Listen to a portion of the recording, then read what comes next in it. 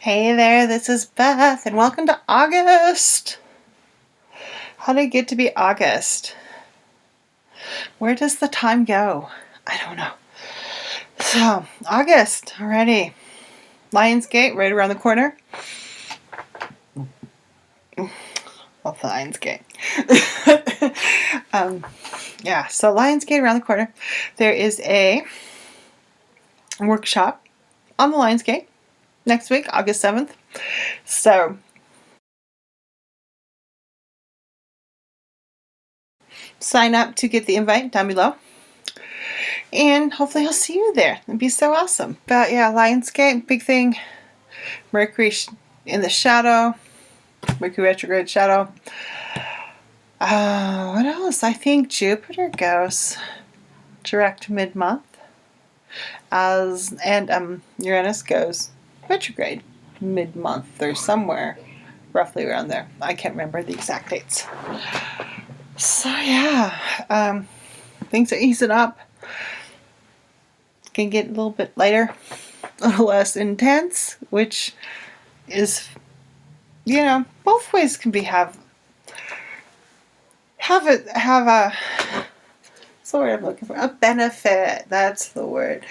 Yeah, the intensity reminds you what all that work you need to do and can help light a fire under you, or it can also, just run you over. And when it starts to ease up, you're like, it feels so much better now. Yeah, so, both have roles. So you can, let's just get into the reading. I said, let's get into the reading. I got the Insta Oracle today and the Sacred Rose Tarot. I'm like, I haven't used these two in a while. And I'm feeling them. There was like last year, I think it was Sacred Rose. I just kept using over and over. So I love the Insta Oracle. I don't think Vix is selling them anymore, but I'm so happy I did pick it up in the first round. Ooh, what a fun one. Wishing well. So what are we working towards? What are we wishing for? And what are we going to do to get there? Because a wishing well, you have to take an action to get your wish. You throw in a coin or something to get your wish. So, wishing well. What do you want to create? I feel like there's a creative aspect coming out of eclipse season, going on, especially after we get through the full opening of the Lionsgate portal, of this very active fire creative energy. And the wishing wheel feels like it's part of that. Of how do you want to work with that really creative energy that is coming out of eclipse season? As we've passed through it, we've been through 2 eclipses, the Mercury retrograde, and now we're finishing up with the Lionsgate portal. Where do you want to take all that? Where do you want to take all those shifts that have occurred, all those energy shifts, those paradigm shifts, all that energy that has become something else? Take that time to figure out what that something else is and create it. What do you want to wish for? And create the action steps to create that wish, to bring it into being.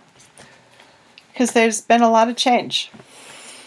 It may be subtle, it may be huge, but there has been a bunch of shifts that have happened over the past month or so in cards. This deck doesn't want to be shuffled today.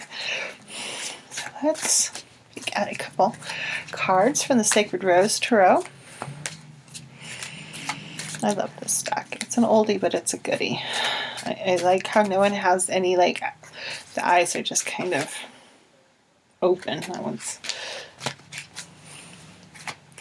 there's no pupils. It's just kind of these weird alien eyes. I love it.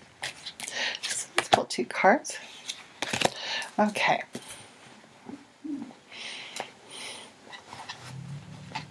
Shove those back in so they'll fall down. So we got the Knight of Wands. So where have we done really good? Where has something you've done over the past month or so prospered? And it feels like it's that energy of what can I create? What do I keep doing to keep this going?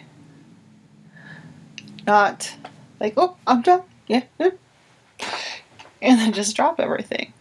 This is what can you do to sustain that fire creative energy you have going on for you right now. Where can you bring this in? Because if you don't, it's like you're going to be just dumping yourself into that wishing well and putting out your fire.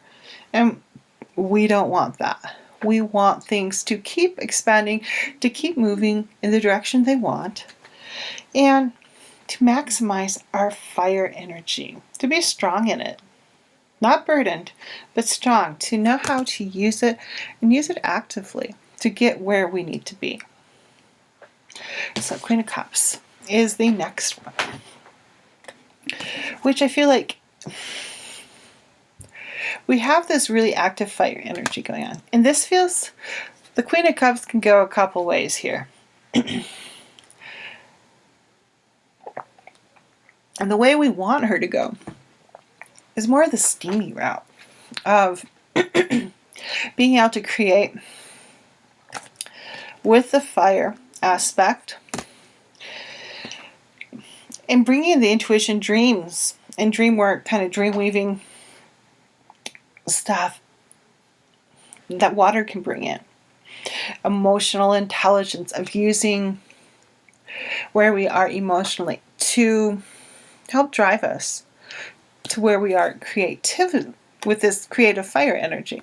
We want them to work in conjunction with each other, and that means a little steam of being willing to be like, oh yeah, but not steam as in like hot-headed steam. Steam as in creative energy steam. We really want to funnel this into the creative. And remember, creative is not just making art, writing, all those things we think of as creative. Creative, it can be simply how you live your life, how you move through this world, how you cook dinner,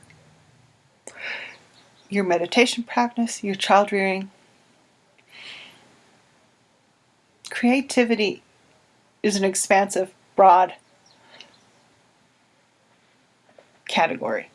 It's not a narrow thing of, oh, I don't do art, I'm not artistic.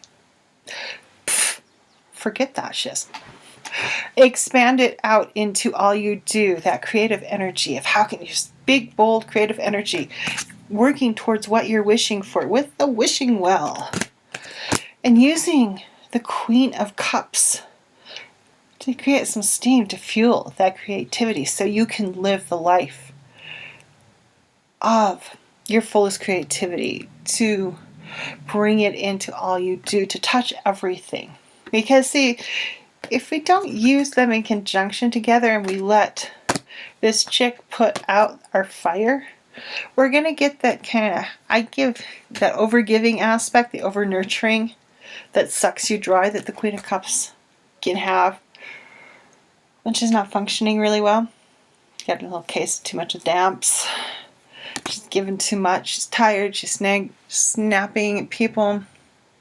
Adrenals need some help. If we let her put out her fire, it's not going to be so fun. It's going to be harder to find that creative life that you want to live and bring in. And you see why.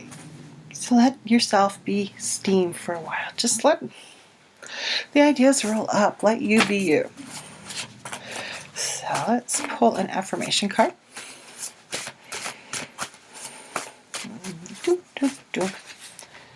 And I am abundant.